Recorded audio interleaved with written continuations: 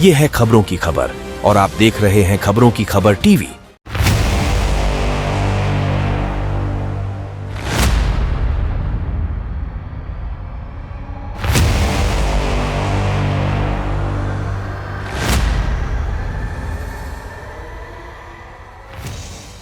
दोस्तों, ए सुनो, घड़ी मेरी चलेगी, मैं एमपी हूं। तुम्हारी घड़ी 5 मिनट आगे चल रही है, मैं 5 मिनट पीछे हूं।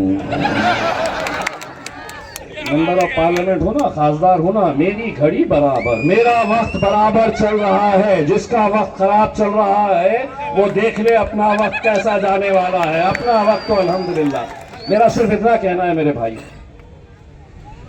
बहुत सारी ऐसी बातें इन 10 सालों के अंदर मैंने देखा है, मैंने महसूस किया है। भड़काने के लिए, नौजवान बच्चों के जज्बात को खेलने के लिए, किराड़पुरे का वो दंगल आज भी मुझे याद है।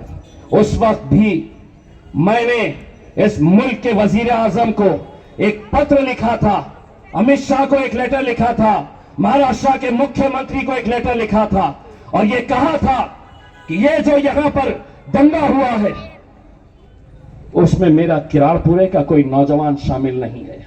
और अगर तुम्हें साबित करना है तो तुम एक इंक्वायरी लगाओ, एक हाई लेवल इंक्वायरी लगाओ। मैं तुम्हें बताऊंगा कि कौन लोग थे, कौन लोगों ने यह हरकत की है। किसी का जवाब नहीं। प्रधानमंत्री नरेंद्र मोदी साहब का एक दिन जवाब आया मेरे लेटर के ऊपर। मैंने कहा कि चलो, खुशी की बात है कि इंक्वायरी होगी। पत्र में क्या लिखा था? आदरणीय इम्तियाज जलील जी, आपका पत्र मिला, धन्यवाद।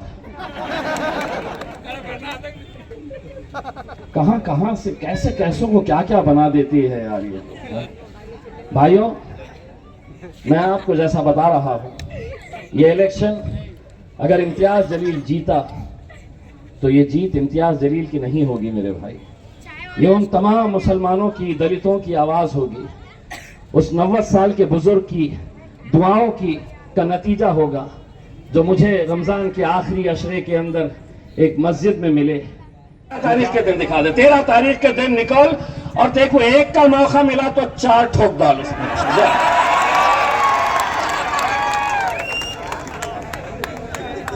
जहां दिखाना है वहां नहीं, यहाँ पे खड़े रहना है, इधर सारा जोश इधर ही दिखाओ।